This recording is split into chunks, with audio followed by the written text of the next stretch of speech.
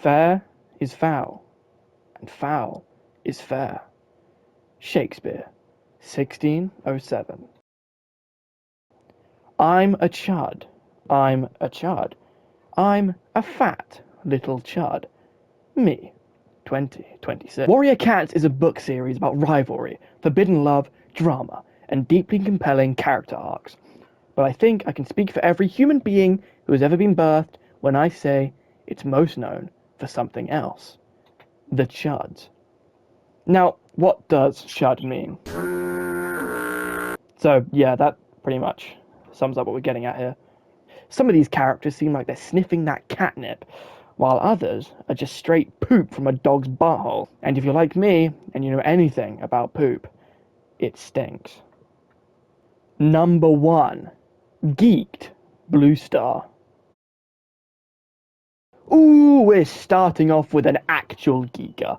Unlike most characters on this list, I actually like Bluestar, before she started the war against literal gods. Bluestar used to be the confident ruler of ThunderClan, a cat you could go to say whatever was on your mind. She was taking no smack from any other cat, a true cat to look up to.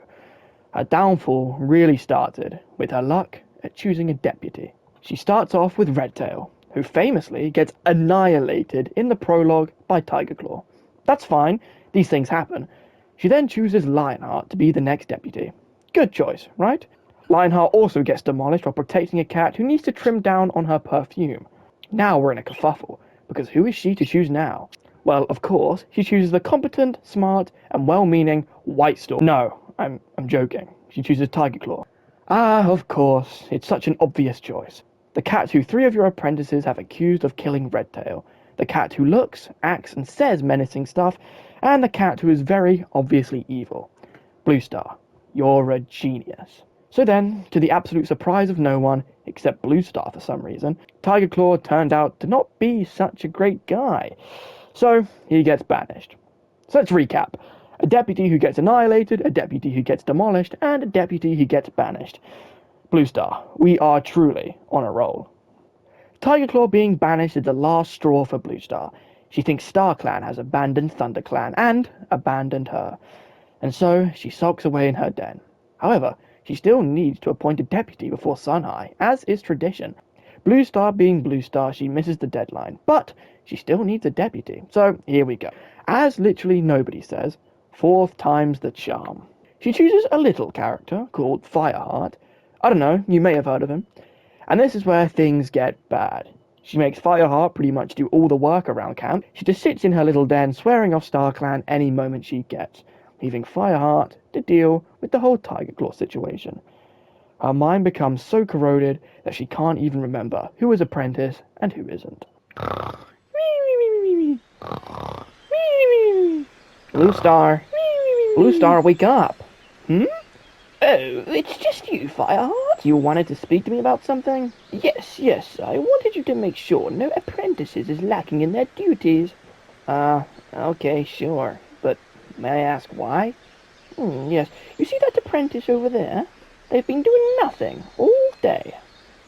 Bluestar, that's Half-Ear, an elder. All of this declaring war against ThunderClan and not being involved with anything that is happening literally ever, Bluestar decides that she isn't getting enough attention. So she randomly makes Cloudpaw a warrior, because he doesn't believe in StarClan, or something.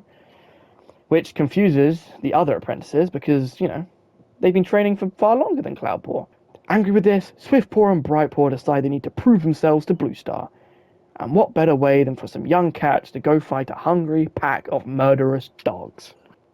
Swiftpaw really saw all of this and thought, aye, hold my cup of tea. It's time to get to work. Out of the 3 apprentices at the time, Swiftpaw, Brightpaw, and Thornpaw, only Thornpaw decides not to go. Because he isn't an idiot and took a look at this and said, no. All of this culminated in a, let's be honest, sad moment in the story. Swiftpaw and Brightpaw go out to fight the dog pack to show their worth. Brightpaw gets permanently disfigured, and Swiftpaw, my goat, tries his best, but sadly gets ripped into pieces. And you want to know whose fault this is? Bluestar! Thankfully, she comes to her senses, but 1 minute before she dies. So, for all of this listed, she gets the title Chud. Number 2. Hawkfrost. Now, I can't get too specific with this one as I'm currently halfway into the New Prophecies arc, so I'll make it quick. What an unbelievable chud. Hawkfrost is that guy who says mean things and thinks he's the coolest guy around, when in reality everyone bullies him behind his back. Hawkfrost really thinks he's Tigerstar. But you know what Tigerstar had? Presence and intimidation. Hawkfrost thinks he has all of these qualities, when in reality he just comes across as some pompous dweeb. There is this one scene where all the clans meet at a destroyed fortress because the forest is slowly being turned up by two legs and there is no food, so they have to decide what to do. ThunderClan thinks they should all join together and find a new home. You know, together. But Leopardstar says the River Clan is fine for food and they have nothing to worry about, and that ThunderClan should sod off by themselves. Then, randomly, Hawkfrost steps up beside Leopardstar and goes, "Yes, I agree." Like, bro, who are you? Nobody was even remotely looking your way, dude. You're trying too hard to be relevant. Like, oh, well, if Hawkfrost agrees, then yes, I guess we should leave. He's no more than a sad sack of mole poo in a wet, soggy sock, if you ask me. Hawkfrost spends all his time making Sigma Aura edits of himself and making podcasts about how to be an alpha male. You know, money can only get you so far with getting pussy and shit. When in reality, he should be spending time looking up how to be a good villain. How are you going to be the son of Tigerstar and be some actual chud? If you want to know how to be a W son of Tigerstar, look no further than Brambleclaw, who has, and never will, do anything wrong in his entire life. Hawkfrost is a chud, there is no denying that, but at least he has a cool name and cool design. Not even I can take that away from him. Does anyone actually care about Hawkfrost this much, or is it just me? Well, someone needed to make this video. The public was yearning for it. Number 3. Milkstar. Don't feel ashamed if you haven't heard of this character. He's a little niche, and definitely not a character that I've only made up for the purpose of this video. Ah, yes. What can I say about Milkstar that hasn't been said already? He's iconic, but not for the right reasons. When he was young, he had little to no friends, purely because of the stench that reeked off his body. It was said that one sniff was enough to put a badger out of commission for 5 days straight. He raised up the rank to leader by manipulating the system and murdering Dead Cat, just so he could become deputy. What a scoundrel! Just thinking about this evil stinker makes my skin crawl. Thankfully, he gets kicked into a canyon by Revenge Cat, splattering into 10,000 pieces. Ever since this event, it was made a rule to never name a cat Milk ever again. So yeah, it's safe to say, Milkstar, he's a chud. Okay, thank God we're away from that stupid Milkstar. Alright, let's see who we have up next. Oh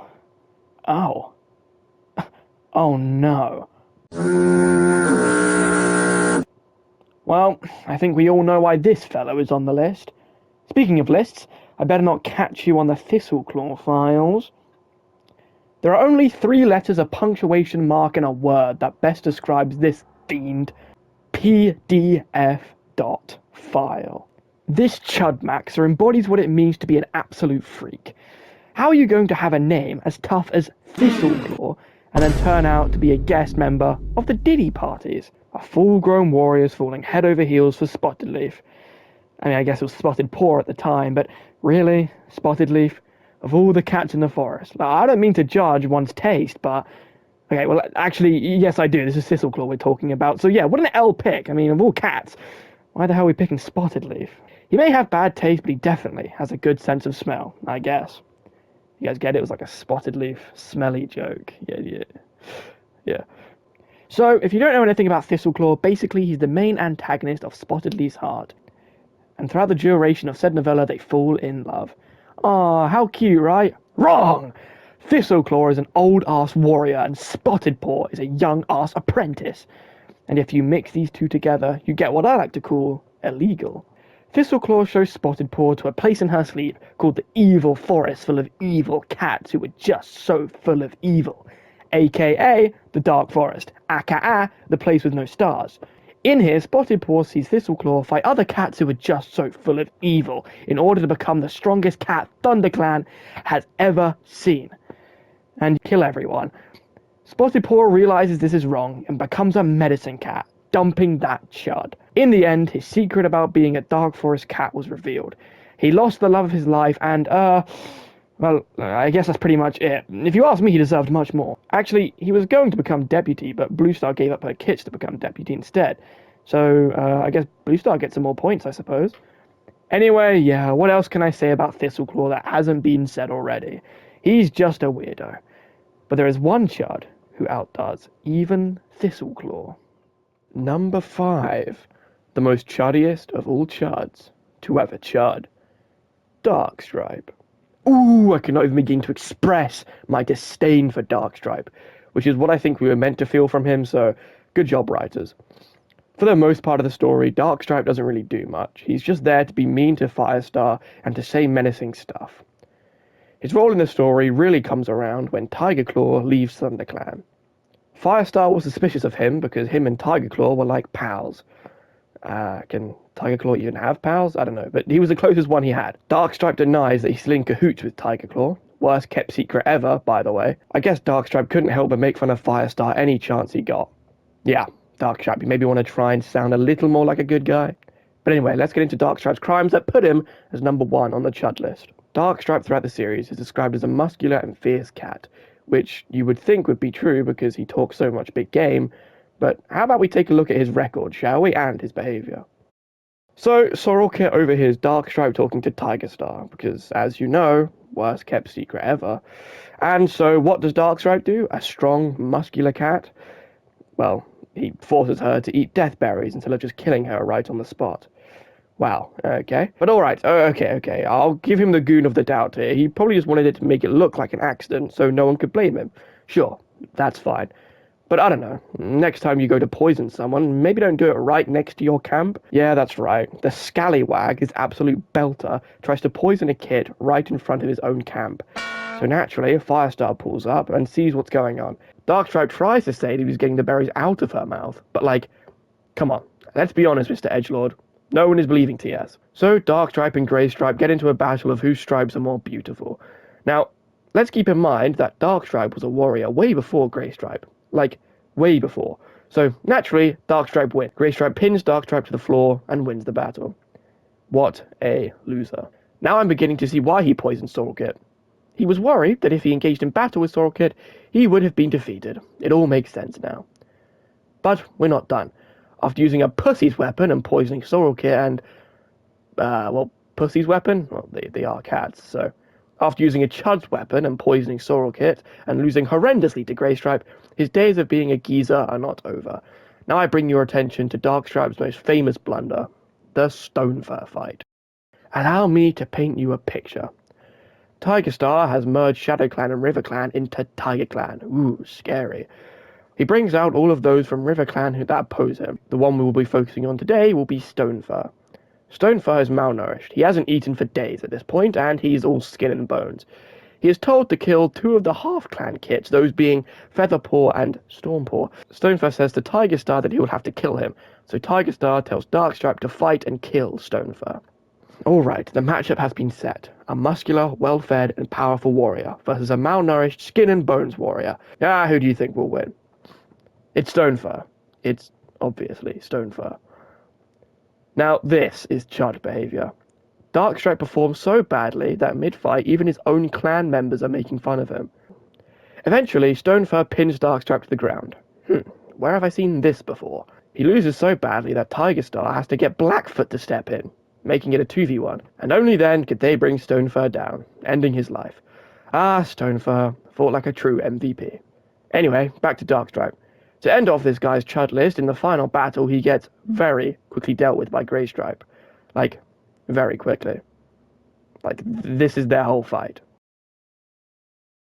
So, moral of the story, don't start a war with gods, don't pretend to be cool, shower, don't be a PDF.file, and finally, just don't be Darkstripe.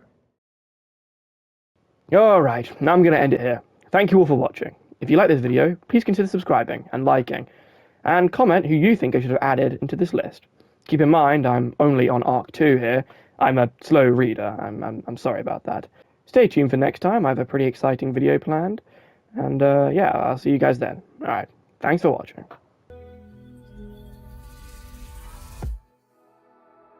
We are Thistleclaw, we carry the groom, we fight for the spotted leaf, we honor her name.